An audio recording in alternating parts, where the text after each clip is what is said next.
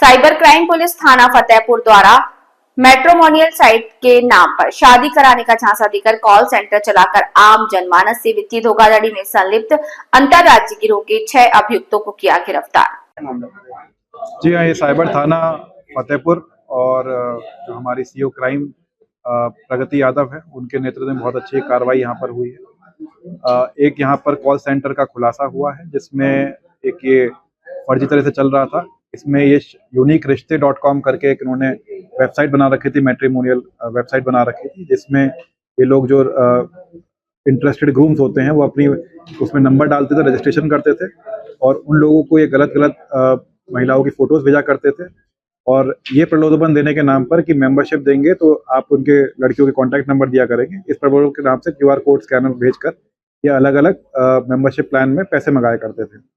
तो करीब हमारे पास ये NCRP कंप्लेंट से 17 से ज़्यादा कंप्लेंट्स रिसीव हुई थी। और जो हमारा प्रतिबिंब पोर्टल है, प्रतिबिंब पोर्टल ये काम करता है कि जहाँ एक जगह से मल्टीपल फ्रॉड्स हो रहे हैं किसी मोबाइल को यूज़ करते हुए, उसके आधार पर हमें लीड मिली थी। उसी लीड पर हमने वेरिफिकेशन चलाया तो हमें पता चला कि कॉल सेंटर फर्जी तरह चल रहा था। इसमें मूल रूप से 6 लोग अभियुक्त गिरफ्तार हुए हैं। ये 6 में से 3 जो लड़के हैं ये मूल रूप से छत्तीसगढ़ राज्य के रहने वाले हैं और यहाँ पर इनके द्वारा बताया गया एक मास्टरमाइंड है अमित, उसके द्वारा ये लड़के यहाँ पे लाए गए थे और अलग अलग वेबसाइट पोर्टल इनको दिए गए हैं हैंडल करने के लिए। जहाँ पे जाते हैं वहाँ पे अपना एक ऑफिस स्टेब्लिश करते हैं, एक एग्रीमेंट कर रेंट एग्रीमेंट लेते हैं, उसके बाद ये पैम्फलेट छपवाकर वहाँ की जो लोकल महिलाएं हैं उनको हायर करते हैं। इसमें 3 महिलाएं भी हमारी अभियुक्त बनी हैं जिनकी बेसिकली जो 1 साल से इस संस्था के साथ जुड़ी हुई हैं और रहने वाली मूल रूप से फतेहपुर की हैं, लेकिन उनका काम ये था कि बाकी जो और महिलाएं हायर कर रहे हैं उनको ट्रेन करती थी और एक तरह से उनसे कॉल सेंटर का काम करवाती थी। सर, यहाँ कितने समय से संचालित है? ये करीब 1.25 साल से यहाँ पे संचालित हो रहा है। किस तरह से लोगों संपर्क करते थे? जैसे मैंने आपको बताया इनकी वेबसाइट है, ऐसी वेबसाइट करीब 8 वेबसाइट इन्होंने और बना रखी है अलग अलग नामों से, जो आपसे प्रेस नोट में या फिर मीडिया को शेयर कर दिया जाएगा। जी हाँ, अभी लास्ट में इसको ब्रीफ करता हूँ कौन कौन सी वेबसाइट थी। तो वो जब वेबसाइट बनती है, वेबसाइट बनने के बाद वो गूगल के माध्यम से इसका एडवर्टीजमेंट करेंगे। एडवर्टीजमेंट करने के बाद जो भी उसमें लड़का होगा जो इंटरेस्टेड होगा शादी करने में, वो अपने डिटेल्स डालता है। एक बार डिटेल डालने के बाद जब वो अपना मोबाइल नंबर डालता है तो इनका काम ये रहता है उन मोबाइल नंबर के आधार पर उनसे संपर्क करेंगी।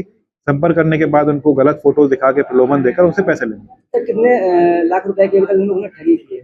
जी, अभी तक बैंक स्टेटमेंट इनका हमने रिव्यू करने के लिए दे रखा है। बैंक स्टेटमेंट की डिटेल पूरी तरह से आ नहीं रही है, लेकिन अमूमन जितनी हमारी पूछताछ में पता चला तो ये 3 से 5 लाख रुपए महीने के हिसाब से ये लोगों से फ्रॉड कर रहे थे। इसमें कितने नेटवर्क के लोग होंगे?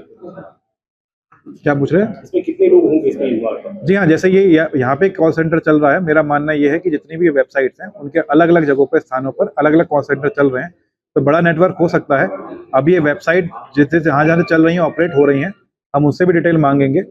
तो हो सकता है कि ये प्रदेश स्तर का या राज्य ये पूरे नेशनल स्तर का ये पूरा स्कैम निकल गया है। पैसा ये किस तरह से लेते थे?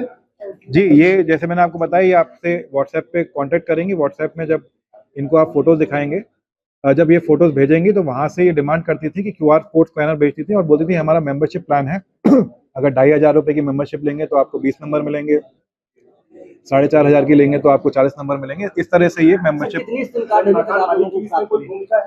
अभी सिम कार्ड हमारे करीब 80 से 90 में सिम कार्ड इनके पास से बरामद हुए हैं। और इसमें आइडिया कहाँ की लगी है, लोकल की है सर या बाहर की? अभी आईडीज कहाँ की लगी हुई हैं वो एक बार हम टेलीकॉम सर्विस प्रोवाइडर से उसके लिए डिटेल लेंगे। देखिए, मकान मालिक के साथ इसका लीज एग्रीमेंट हुआ था, तो मकान मालिक की इसमें कितनी भूमिका है कितनी नहीं है वो देखा जाएगा। लेकिन हाँ, उसके द्वारा जो लीगल रिक्वायरमेंट्स हैं, जो चरित्र सत्यापन की होती हैं, टेनेंट वेरिफिकेशन की होती हैं, वो उसके द्वारा नहीं की गई हैं, तो उसी आधार पे जो इसमें आगे विधिक कार्रवाई बनेगी वो की जाएगी।